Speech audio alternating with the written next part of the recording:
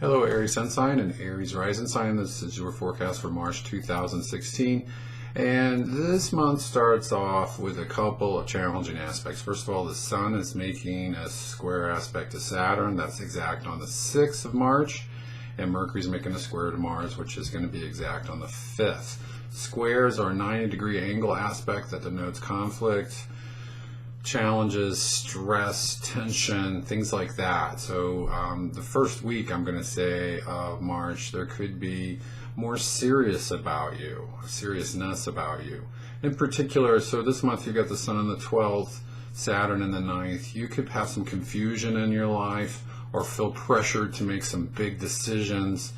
And with this square aspect, especially Saturn involved, I would say it's very important to take a deep breath and think things through as comprehensively as you can, okay?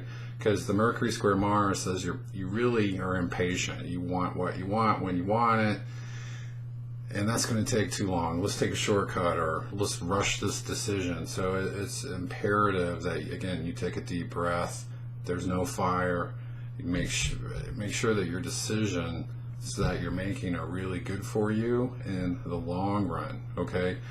Another thing, Mercury square Mars, I'm going to say that it's vital that you watch your temper, watch your tongue. This can mean that you have a hair trigger on your temper at times, so be aware of that. Lastly, going back to Sun square Saturn, that can be about depression. You can feel down in the dumps, or, as I said, just super serious about things. It's hard for you to laugh at times during this first week of March, okay? But the big energy behind this is just making sure that you feel good about your path in life. So it could be revising your plan, and it could be coming up with a new plan, or again with a big decision. I would say just being comprehensive once again. Now, after that, we have Mars going into Sagittarius. So Sagittarius is a fire sign, Mars, the ruler of Aries, fire. So a double fire kind of influence, okay? This is going to be pretty cool for you because, you know, since Aries is a fire sign, I would say for you that Mars and Sagittarius, you feel, in a sense, as this goes in, again on the 5th, it'll be like a breath of fresh air after the tense first week. So you can definitely feel more light-hearted, more optimistic. You're able to look toward the future with hope in your heart, and you're more able to live in the moment. So I'm going to say, make sure that you're consciously seeking out joy and optimism and looking at the bright side of things in life. And again, I think it's going to be a lot easier once Mars goes in Sagittarius. On a physical level, Mars and Sagittarius, more energy. It'd be a good time for physical fitness endeavors. For you, Mars is going to go in your 9th house, so that's definitely implies higher education, studying things you're fascinated by, just kind of jumping in the deep end and taking in all that you can. And then I would say it's about travel. If you can travel this month, I would say travel is truly food for the soul for you.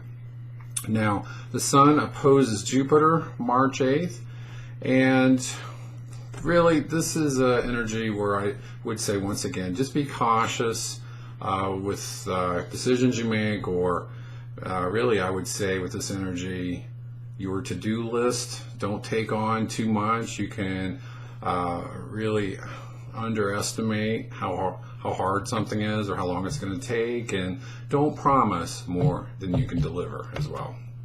Okay, now let's see, March 8th as well, the Sun aligns with the Moon, so we got a new moon.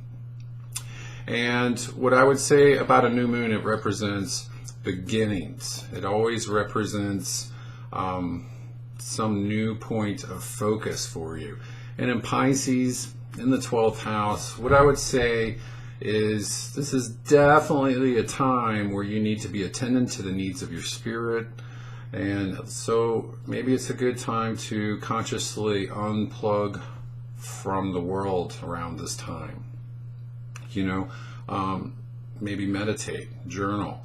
connect with your thoughts, connect with your feelings. It's a great time for looking at your plans and revising your plans if need be. It's also a very creative, artistic time. So really, with the Pisces energy, there's just a need to listen to your intuition or to spirit. So a really positive time overall with that energy. Now, Venus goes into Pisces on March 12th. And really what I would say about this is, once again, there is a spiritual yearning for you, a need to go within, to listen to your inner voice. And there can also, during this period, you can become more passionate, more compassionate. Okay, so there's a part of you that feels deeply, and you can feel empathy for those less fortunate than yourself. So there could be a desire within you to help out your neighbor or a friend or a family member. There's just a need to give of yourself. So with this energy, I do want to say, don't go too far with that. Make sure you're protecting yourself and not sacrificing too much. But this is definitely a need to give and to love, to give your love. Okay.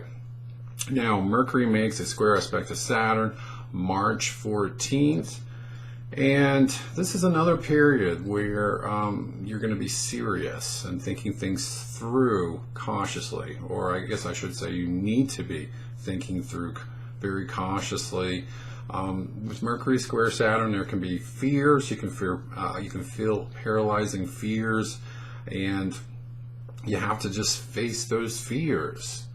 Don't let them paralyze you. Just listen to them. And for me, how I deal with fears is just to deal with it in a very logical manner. You know, just adding points A, B, C, and D. Here's why it's not going to happen. Here's why everything's going to be okay. You can't just sweep those fears under the rug, or they'll literally grow stronger. So just make sure you're addressing fears during this day, and really as that day approaches. Again, that was March 14th. Now, let's see, March 19th, the sun goes into your sign. It goes into Aries. And I would say for you during this period, hopefully you have previously looked at your plans in life, done any needed revisions. So when the sun goes into Aries and into your first house, it's basically time to stop thinking and time to start doing. Don't be a perfectionist. Sometimes it's good enough just to get started, even if it's baby steps. So it's an empowering time for you where you're going to want to take action. Okay. Now, let's see, March 20th, Venus aligns with Neptune. And you've got, once again, a lot of spiritual energy in your chart this month. Venus conjunct Neptune, it's very spiritual in that if you're artistic and creative, this is a lovely time for you. You're able to express your thoughts and feelings through your art. And so as an artist, this is like a golden period for you. If you're in love, love is beautiful. It's really like a beautiful spring day is the feeling of this energy. Once again, it's great for spiritual endeavors like meditation, especially just going deeper within your consciousness. So I would also say just your intuition this month, especially with this aspect, is very powerful if you take time to listen to it. And finally, Saturn goes retrograde March 25th through August 13th, and you've got Saturn in your 9th house. Okay, so in the 9th house, it can indicate that you are perhaps thinking about your belief systems, thinking about your hopes and dreams, and asking yourself, do these beliefs really serve me? Do they really empower me? Do my hopes and dreams, first of all, inspire me? And are they doable? Or am I kidding myself? So you could have fears, basically, of being on the wrong path.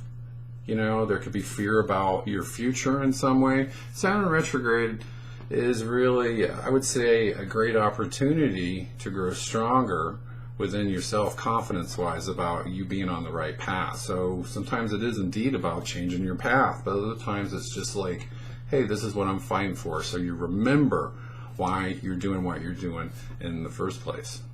So there you go. I do indeed hope you have a great month, and I'll talk to you later. Bye-bye.